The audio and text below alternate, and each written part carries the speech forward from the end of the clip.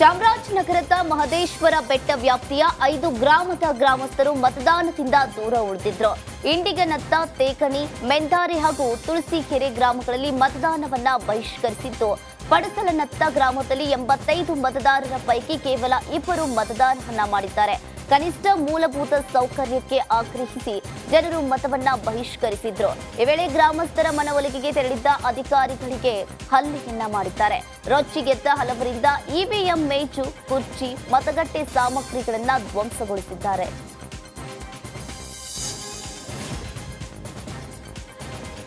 ಉಡುಪಿಯಲ್ಲಿ ಮತ ಚಲಾಯಿಸಲು ಬಂದ ವ್ಯಕ್ತಿಗೆ ಶಾಕ್ ಎದುರಾಗಿದೆ. ತನ್ನ ಹೆಸರಲ್ಲಿ ಬೇರೊಬ್ಬರು ಮತ ಚಲಾಯಿಸಿರುವುದು ಪತ್ತೆಯಾಗಿರುವ ಘಟನೆ ಮಣಿಪಾಲದ ರಾಜೀವ್ ನಗರ ಮತಗಟ್ಟೆಯಲ್ಲಿ ನಡೆದಿದೆ. ಮಣಿಪಾಲದ ಆರ್ಬಿ ನಿವಾಸಿ ಕೃಷ್ಣನಾಯಕ ಹೆಸರಲ್ಲಿ ಮತದಾನ ನಡೆದಿದ್ದು, ನಕಲಿ ಮತದಾನ ಮಾಡಿದವರ ಪತ್ತೆ ಹಚ್ಚುವಂತೆ ಒತ್ತಾಯಿಸಲಾಗಿದೆ. ಈ ವ್ಯಕ್ತಿ ವೋಟ್ ಮಾಡಲಿಲ್ಲ, ಈ ವ್ಯಕ್ತಿ ಹೆಸರಲ್ಲಿ ಕ್ರಮಾಂಕ ಬಿದ್ದಿದೆ, ಆ ವ್ಯಕ್ತಿ ಸಿಗ್ನೇಚರ್ ಆಗಿದೆ.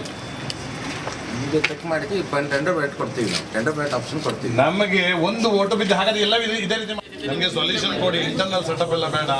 ಎಲ್ಲಾ ಕಾರ್ಯಕರ್ತರು ಇದ್ದಾರೆ. ಯಾಕಂದ್ರೆ ನೋಡಿ, ಈ ಎಲ್ಲಾ ಕಾರ್ಯಕರ್ತರು ದುಡ್ಡು ಬಂದು ಹೋರಾಟ ಮಾಡಿ ನೀವು 1 ಮಿನಿಟ್ ಎಕ್ಸ್ಟ್ರಾ ಕೊಡ್ತೇನೆ ಅಂತ ಹೇಳಿದ್ರ, no, I will not accept it.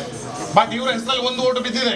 ಅದು ಯಾರಿಗೆ ಬಿದ್ದಿದೆ? ಫೀಲ್ಡಿಗೆ ಹೋಗಿ ಬೆವರನ್ನ ಕಪ್ಪು ಮಾಡ್ಕೊಂಡು, ಚರ್ಮವನ್ನು ಸುಟ್ಟುಕೊಂಡು ಫೀಲ್ಡ್ ಮಾಡಿ ಜನಗಳನ್ನ ಭಿಕ್ಷೆ ಬೇಡಿ ತಂದಂತ ಓಟು ನೀವು ಏನ್ ಮಾಡ್ತೀರ? ಅದರಲ್ಲಿ ಕನ್ಸರ್ನ್ ಪರ್ಸನ್ ಇಸ್ ಈ ವ್ಯಕ್ತಿ ವೋಟ್ ಮಾಡಲಿಲ್ಲ, ಈ ವ್ಯಕ್ತಿ ಹೆಸರಲ್ಲಿ ಕ್ರಮಾಂಕ ಬಿದ್ದಿದೆ, ಆ ವ್ಯಕ್ತಿ ಸಿಗ್ನೇಚರ್ ಆಗಿದೆ.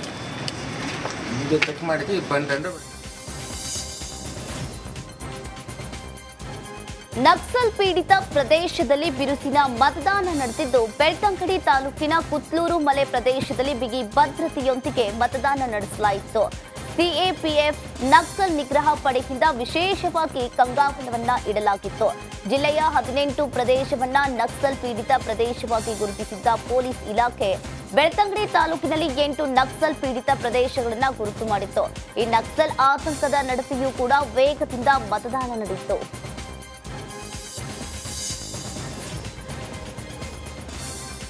ಬಳ್ಳಾರಿಯಲ್ಲಿ ಕಾಂಗ್ರೆಸ್ ಬಹಿರಂಗ ಸಮಾವೇಶದ ಹಿನ್ನೆಲೆ ಜಿಂದಾಲ್ ಏರ್ಪೋರ್ಟ್ಗೆ ಆಗಮಿಸಿದ ರಾಹುಲ್ ಗಾಂಧಿ ಅವರನ್ನ ಕಾಂಗ್ರೆಸ್ ನಾಯಕರು ಅದ್ದೂರಿಯಾಗಿ ಸ್ವಾಗತಿಸಿದರು.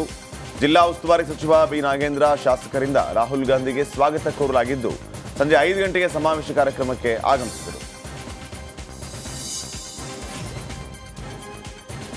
ಮತದಾನ ಮಾಡದೆ ಪ್ರಶ್ನಿಸುವುದು ಸರಿಯಲ್ಲ, ತಪ್ಪದೇ ಮತದಾನ ಮಾಡಬೇಕು, ಅದು ಎಲ್ಲರ ಹಕ್ಕು ಆಗಿದೆ ಎಂದು ಹ್ಯಾಟ್ರಿಕ್ ಹೀರೋ ಶಿವರಾಜ್ ಕುಮಾರ್ ಹೇಳಿದ್ರು. ಶಿವಮೊಗ್ಗದಲ್ಲಿ ಮಾತನಾಡಿದ ಅವರು, ತಪ್ಪದೇ ಎಲ್ಲರೂ ಬಂದು ಮತದಾನ ಮಾಡಬೇಕು, ಮತದಾನದ ಹಕ್ಕನ್ನ ಯಾರು ಕಳೆದುಕೊಳ್ಬಾರ್ದು, ಹಾಗೆಯೇ ಓಟ್ ಹಾಕಿದ್ರೆ ಪ್ರಶ್ನೆ ಮಾಡೋಕೆ ಅಧಿಕಾರ ಇರುತ್ತೆ ಅಂತ ಹೇಳಿದ್ರು.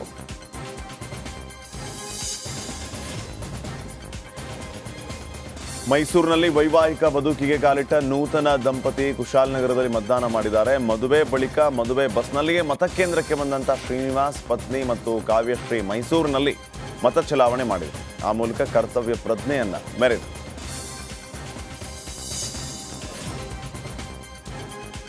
ಕುದುರೆ ಏರಿ ಬಂದ ಯುವಕನೊಬ್ಬ ಮತದಾನ ಮಾಡುವುದರ ಮೂಲಕ ಸಾರ್ವಜನಿಕವಾಗಿ ಗಮನವನ್ನ ಸೆಳೆದ ಪ್ರಸಂಗ ಉಡುಪಿ ಜಿಲ್ಲೆ ಕಾರ್ಕಳದಲ್ಲಿ ನಡೆಯಿತು.